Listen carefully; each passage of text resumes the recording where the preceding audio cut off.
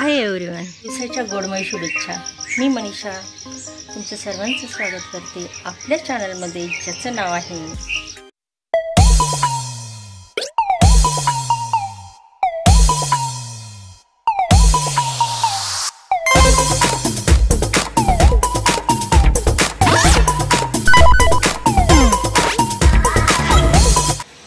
काका। पण आज लवकर उठले त्यामुळे त्यांचा चहा ठेवला इथं। आता त्यांना चहा उकळल्यानंतर चहा गाळून देते आणि घेऊन जाते, आणि मग त्यानंतर हे सर्व घरं वगैरे अंगण झाडून घेते।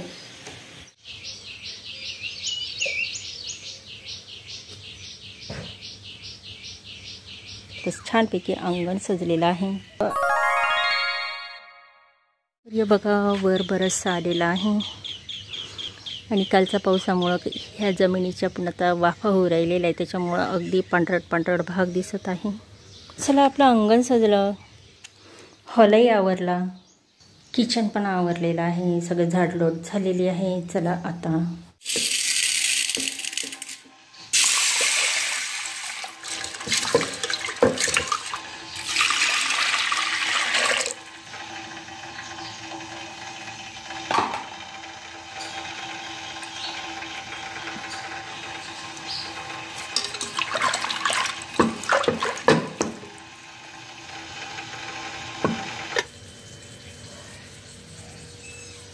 मी काय करणार आहे आता हे तुमच्या लक्षात आलंच असेल।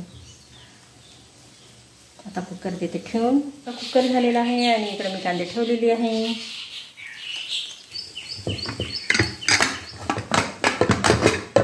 ह्याच्यामध्ये ना दुकानाची डाळ पण आहे आणि घरची डाळ पण आहे। दुकानाची डाळ संपली होती, कसं दिसतंय कॅमेरामध्ये, याला आहे ना हे झालं होतं। दुकानातली डाळ संपली होती म्हणून मी थोडी घरची पण टाकली, आता काय होतं काय माहिती। चला आता याला निथाळायला ठेवते।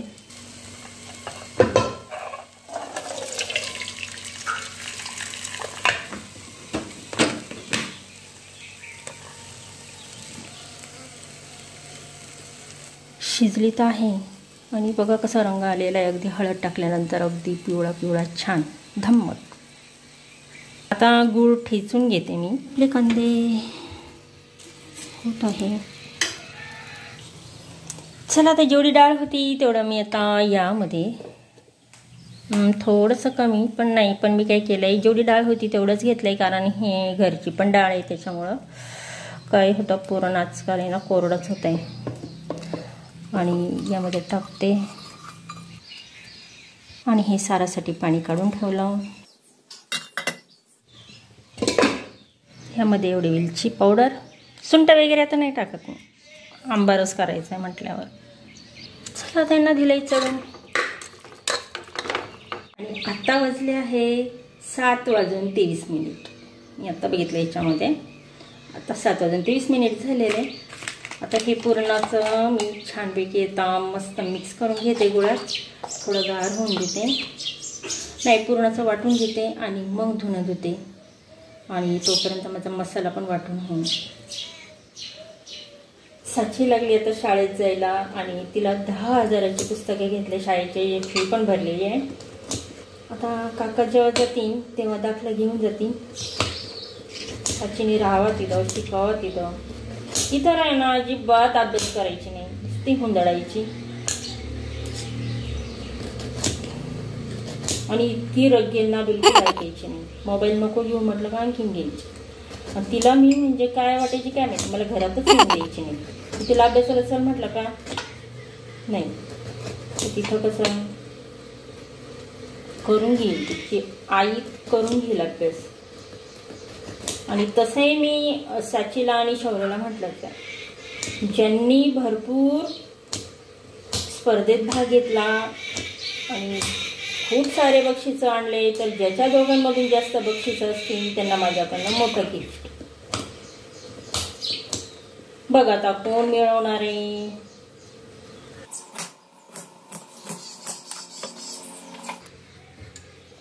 आता कोण कोण मिळवतं बघूया। शौर्य जास्त घेतो की साची जास्त, आणि दिवाळीपर्यंत नाही म्हणजे उन्हाळ्याच्या सुट्टीला। कारण तेव्हा वर्ष संपेल. दिवाळीपर्यंत किती होईन बक्षीस, म्हणजे पूर्ण वर्षभरामध्ये जेवढ्या स्पर्धा होतील तेवढ्या स्पर्धांचे बरं का. आता एकदा आहे ना हा मसाला वाटून घेतला आणि पुरण वाटून घेतलं ना तर बाकीचं काम करते मी. धुणं धुवायचं, काकांचे कपडे का काय बघते, म्हणजे रेग्युलर कपड्यापेक्षा दुसरे कपडे का बघते. आणि यावेळेस मी पुरण बिलकुल जास्त घट्ट करणार नाही आहे. काय होतं की नंतर लई कोरडं पडतं. आता मसाला वाटायला आम्ही मसाला काय वाटणार आहे त्याच्यामध्ये टाकणार आहे कोथिंबीर. काड्या काही टाकत नाही आहे मी, कारण ते बारीक होत नाही आणि डाळीमध्ये अडकली जातात. खूप वैताग येतो ते काढायलाच, दिवस जातो. त्याच्यामुळे मी कोथिंबीरचा पाला घेतला. इकडं खोबरं आणि इथं कांदे.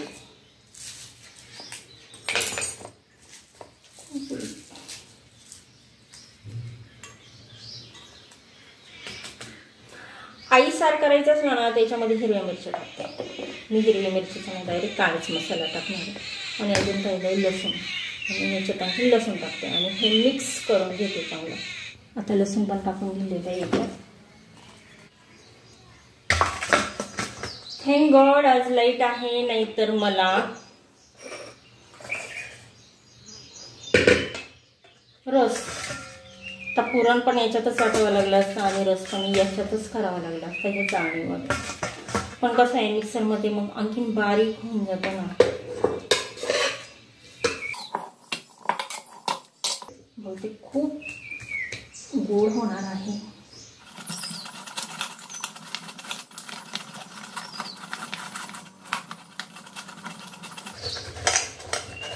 आणि आज माशा नाही आहे म्हणून बरं आहे.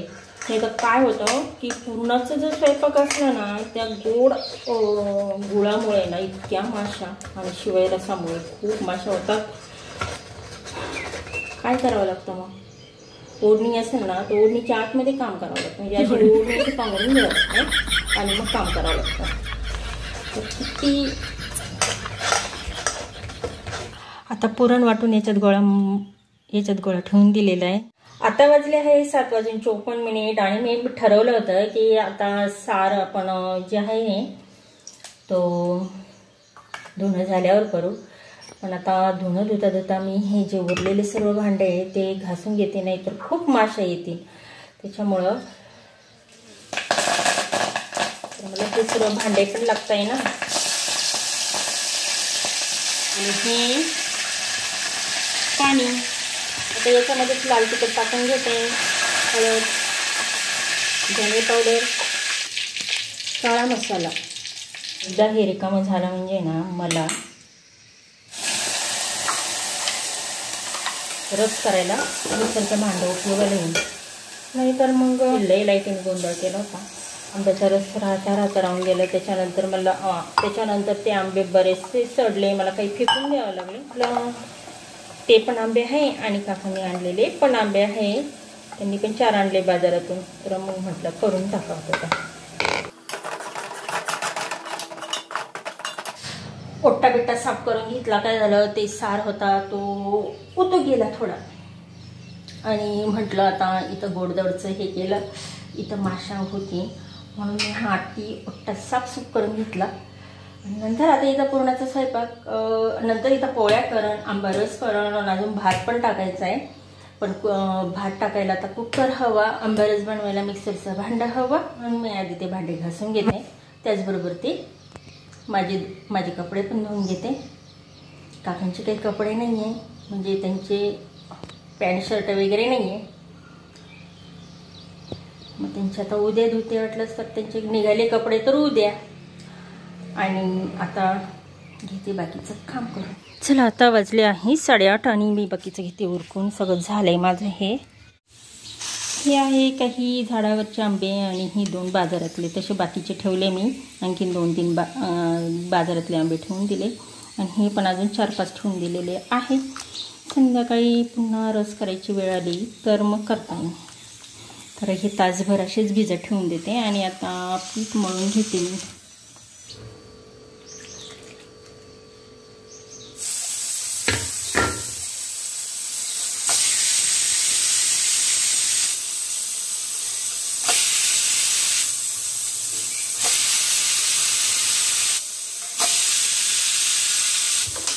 चला आता भात झालेला आहे आणि रस पण आता बनवून घेते मी.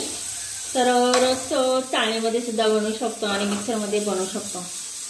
मला वैष्णवी म्हटली, तिने काय केलं ह्या उन्हाळ्यामध्ये, तिने काय केसांवर म्हणजे केस साचलेले असते बुचके, डोक्याचे केसांची बुचके साचून तिने अशी एक छोटी चाळणी घेतली. म्हटलं कशाला ही हवी, आता तर आहे ना पूर्णाला.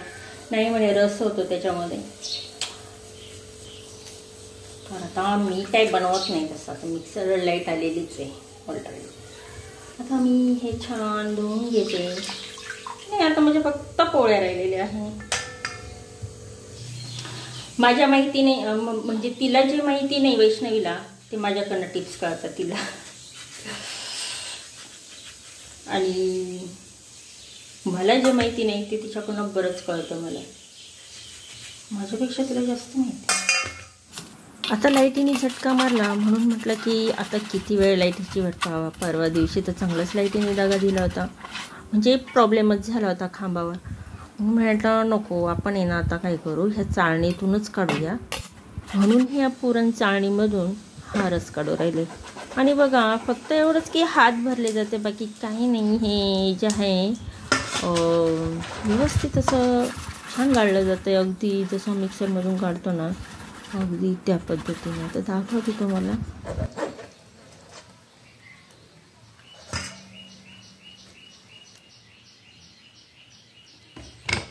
फक्त एवढंच की हात भरले जातात. याचं कसं पोळ्याचं पण असंच करायचं. पोळी पण अशी धरायची आणि करायची, एवढंच का हात हे होतात. तर छान आयडिया आहे. तसं तर मला मिक्सरमधूनच आवडतं. वैष्णवीने एकदा लाईट नव्हती तेव्हा केला होता असा, पण आता ती चाळण घेऊन गेली. पुरणाच्या याच्यामध्ये केला ना खूप बारीक होते ना,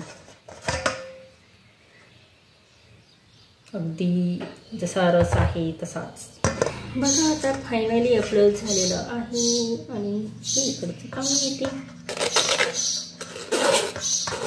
सांगा बरं, मिक्सरमध्ये टाकायची काही गरज आहे का? अगदी हा कसा झालेला आहे.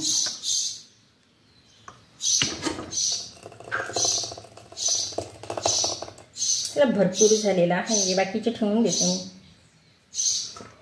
बघा याच्यातून केलेला हा आंबारस.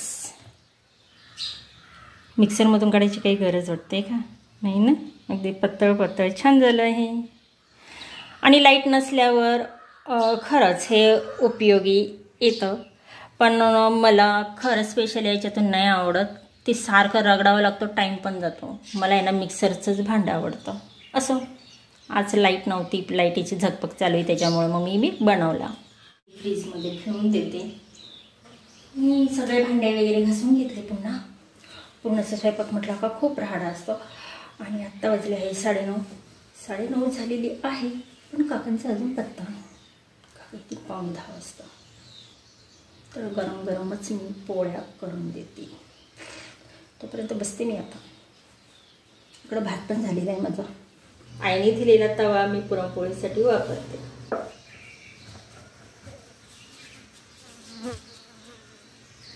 आणि हा स्वयंपाक मला असं वाटतंय संध्याकाळपर्यंत होणार नाही. म्हणजे संध्याकाळी मला स्वयंपाक करायची गरजच नाही आहे, एवढं स्वयंपाक झालेला आहे.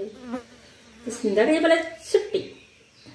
मी यापूर्वीच तुम्हाला पुरणाची पोळी कशी बनवायची ते सांगितलं आहे. ते उंड्याला किती प्रमाणात पुरण पाहिजे ते सर्व तुम्हाला यापूर्वीच व्लॉग बनवलेला आहे ते.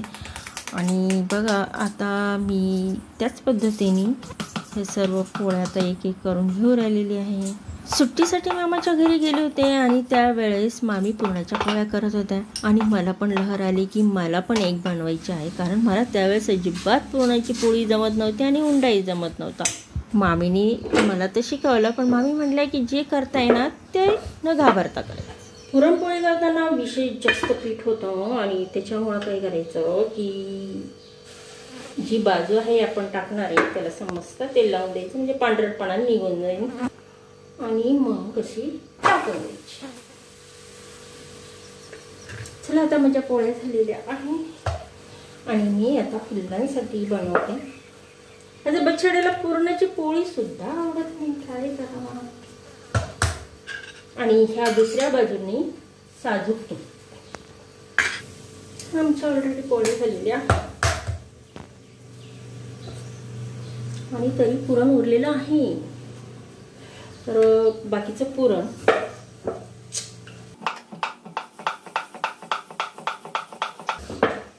वाव किती टम फुगलेली आहे.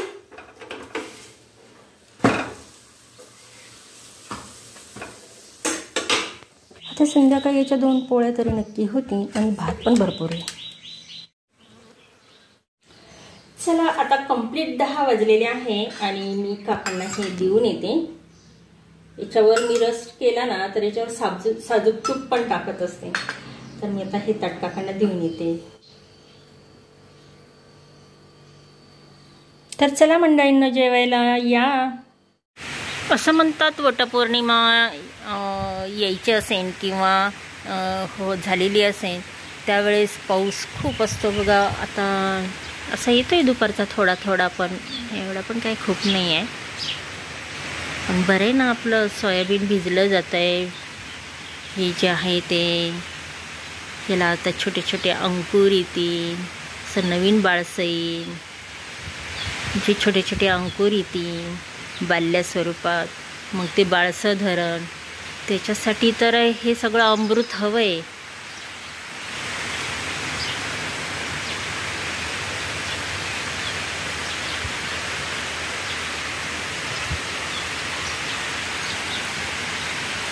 रांगोळी जाईन आता मस्त सांगण्यात, पुन्हा सडा होईल आणि पुन्हा उद्या नव्याने काढेन. तर माझं हे जे आहे ते अंगण, मला सडा मारायची गरज नाही पडत. हे आयता मायता सडा हा पाऊस पाडून देतो. काय फक्त झाडायचं आणि रांगोळी काढायची. बछड्या पाऊस पाहतो हे की नाही. बछड्या पाऊस बघतो ना. पाऊस सुरू झाला कसा घाईघाईत येतो, खिडकीत बसतो नाही तर दारात बसतो. पण मी आल्यानंतर काय वेगळंच काय पाहतं काय माहिती. काय ग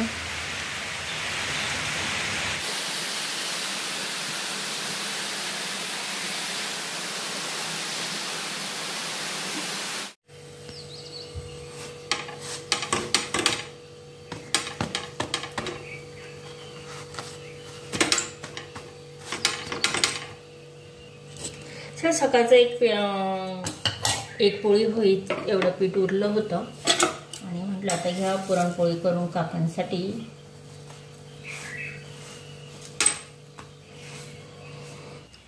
ती छोटी पोळी झाली ही नैवेद्यासारखी. त्या पोळीमध्ये करता आलं असतं म्हणजे झालं लई जाड होईल म्हणून. आणि सकाळचा भात गरम केलेला आहे आणि सकाळचं सार पण आहे आणि आंबा रस पण आहे. तर आता तेच खाणार आहे. हे काय केलं, साजूक तुपामध्ये मी हे पुरण उरलेलं होतं ते पुरण मी काय केलं तव्यावर असं गरम केलं आणि असं खायला खूप छान लागतं. तर रोज रोज कोण बसतं आता करत, आणि पावसाळ्यात नको वाटतं रोज रोज. इकडं पोळ्या, इकडं एवढा आंबा रस आहे आणि हा भात गरम केलाय मी आणि हा आहे सार. मग आता भरपूर होईल. चला मग चला, तुम्हाला कसा वाटला जरूर कमेंट करा. भेटूया आपण अशाच नवीन व्लॉगमध्ये. तोपर्यंत बाय बाय.